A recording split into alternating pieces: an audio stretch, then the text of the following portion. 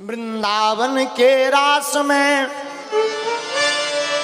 पहुँचे जाय महे,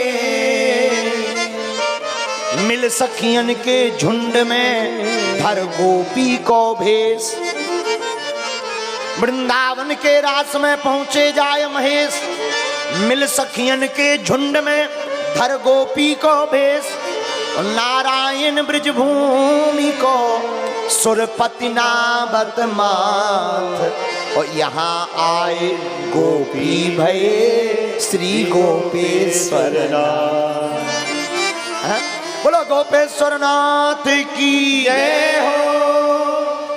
सांप ने वो पिन छोड़ दी, घूंघट छूटो, बंसी बजी, शंकर जी नाचे, नाग भी भीतरी भीतर नाचो। और फिर क्या, सिर से खिसक गई जब वो साड़ी खिसक गई तो सब जने चौंक गए, हती तोती गोपी बन गए गोपाल।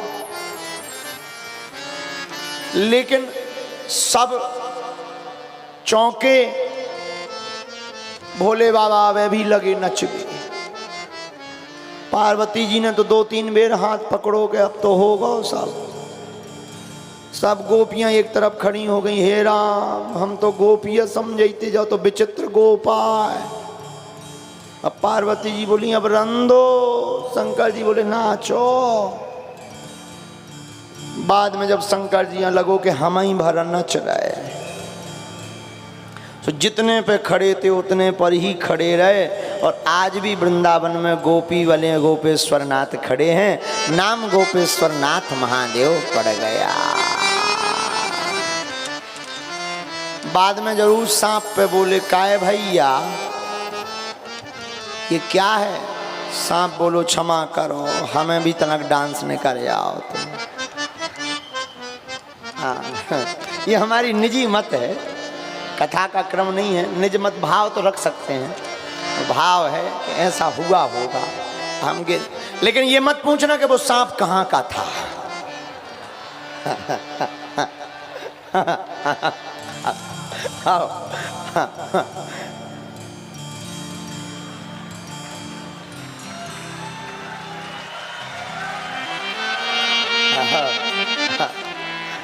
विदिशा को अब जो ना पूछियो को किसके खेत का, हो सकता बटुक जी के खेत को। लेकिन हाथों होता ही को पंडित जी तुम्हारे भी खेत को तो ना तो देखियो काल बिल में है। अच्छा, सांप बिल में हो या ना हो पर माधव दिल में होना चाहिए। सांप बिल में हो या ना हो पर माधव को दिल में होना चाहिए। बोलो सीताराम। विनोद में बात जरूर है पर बात बहुत गहरी है, दिल में माधव होना चाहिए। बोलो सीताराम, जोर से बोलो। रास ऐसा हुआ, रासेश्वर महादेव बन, गोपेश्वर महादेव, रास बिहारी श्री ठाकुर जी। आगे समय बीता, राजा कंस के पास नारद जी गए, अक्रूर जी भगवान को लेने आए। और हम विरह की कथा सुनाते हैं तो ज़्यादा डूब जाते हैं, और विरह की कथा हम बोल नहीं पाते हैं, क्योंकि भगवान जब ब्रज छोड़ के जाते हैं तो ऐसे लगने लगता है जैसे प्राण ही निकल कर बाहर जा रहे हैं। अक्रूर जी भगवान को लेने आए वृंदावन। गोपियों को पता लगा भगवान जा रहे हैं। और एक बात बोले, भागवत में यहीं से गोपियों का और राधा रानी का 100 साल का वियोग है भगवान से, फिर 100 साल बाद मिलते हैं। आप विचार करो, किसी के साथ आप बचपन में बहुत रहे हो और 100 साल बाद फिर वो मिले, ऐसा तुम्हें पता हो वो छोड़ के जाए, आप पर क्या बीतेगी। गोपियों जैसा वियोग किसी ने नहीं सहा। धन्य है गोपियां, इनका वियोग धन्य है। महाराज, आज भी वृंदावन में एक क्षेत्र ऐसा है जहां खारा पानी पाया जाता है। क्यों? गोपियों के रोते रोते इतनी रोई, भगवान के जाने के बाद गोपियां इतनी रोई कि वहां का जल भी आंसुओं से भर गया और वहां का जल भी खारा हुआ। इतनी विरह, ये विरह सिर्फ गोपियों ने सही, विरह की याद तो सिर्फ गोपियां जानती थी। वो छलिया लौट के नहीं आए, मनमोहन चले गए पर लौट कर आए। जब भगवान जाने लगे तो मधुमंगल कहता है, सरकार आप जा तो रहे हो पर खबर भी है कि आप किसी के प्राण भी हो, और आप कहते हो रहना हम आएंगे। एक पल नहीं रहा जाता आपके बिना, हमको आदत हो गई आपकी। अब जाएं तो जाएं, आप छोड़कर जा रहे हो, ठीक। जब भगवान जाने लगे तो उस दिन श्री राधा रानी जी आई बरसाने से, और आज यमुना के तट पर श्री राधा रानी जी खड़ी हैं, भगवान खड़े। आज भगवान को जाना है, रोज बात करती थी पर आज श्री प्रियाजू ने बात नहीं की, आंखों ही आंखों में बात कर रहे भगवान। श्री प्रियाजू की तरफ निहार रहे, श्री प्रियाजू हमारे सरकार की तरफ निहार रही, और श्री राधा रानी जो कह रही है आंखों ही आंखों में, आप जा रहे हो? भगवान बोले हाँ। अब तो आपके बड़े ठाट बाट हो जाएंगे, 16,100 रानियां हो जाएंगी, आप राजा बन जाओगे। भला हम जैसी ग्वालनियां गांव की गवार में कहाँ याद आएंगे? भगवान कहते नहीं, ऐसा नहीं। आंखें भर आती हैं, झरझर आंसू बहते हैं।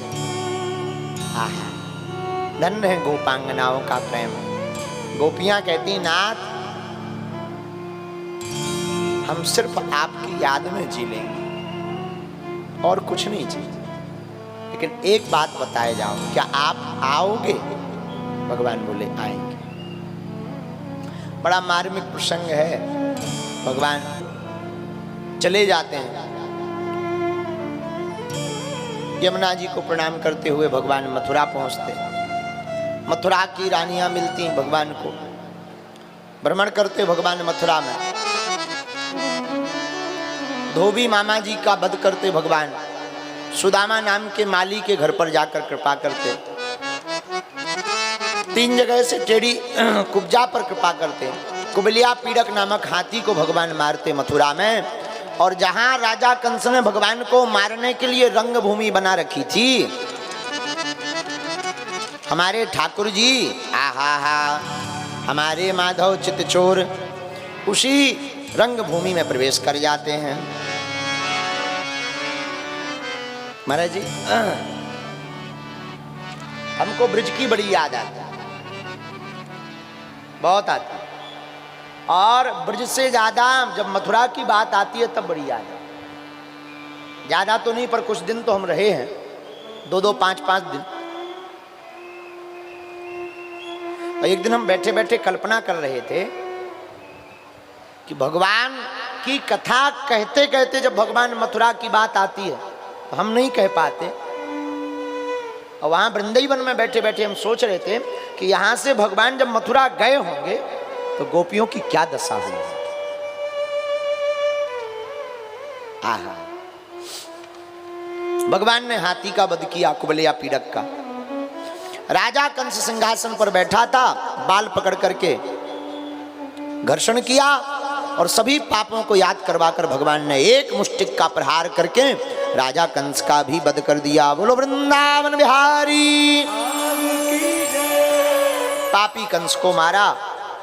संदीपनी आश्रम पढ़ने को गए, जरासंध ने आक्रमण किया, भगवान रण छोड़कर भागे, भगवान का नाम रणछोड़ दास पड़ गया। द्वारका में जाकर के द्वारका का निर्माण करके भगवान रहने लगे, और भगवान द्वारकाधीश हो गए, द्वारका के राजा हो गए। बोलो द्वारकाधीश भगवान की जय। और भगवान के विवाह की चर्चा लोग शुरू करते हैं। भीष्मक, विदर्भ देश के राजा महाराज भीष्मक, भीष्मक के बड़े पुत्र का नाम रुक्मी, एक पुत्री है जिसका नाम रुक्मणी है। रुक्मिणी का विवाह रुक्मी दमघोष पुत्र शिशुपाल के साथ करना चाहता, लेकिन रुक्मिणी मैया हमारे सरकार से प्रेम करती। उन्होंने 7 श्लोकों का एक पत्र लिखा, भगवान को कहा कि आप पधारो, हमारे यहाँ देवी पूजन का विधान है, आप देवी पूजन करने आना, हम आएंगे, आप हमारा हरण करके ले जाना। कथा सबने सुनी है। भगवान रथ लेकर के जाते हैं और रुक्मिणी मैया का हरण करके लाते हैं और द्वारका में आकर के वापस विवाह की तैयारियां चलती हैं। आओ हम लोग भी भगवान के विवाह में सम्मिलित होते हैं और कल कथा सुदामा चरित्र करके कथा को विराम करेंगे, तो कल 3 बजे आना है। आज आओ हम सब भगवान के विवाह में। कौन कौन बराती है? सब बराती तैयार हो जाओ, बोलो दूल्हा सरकार की।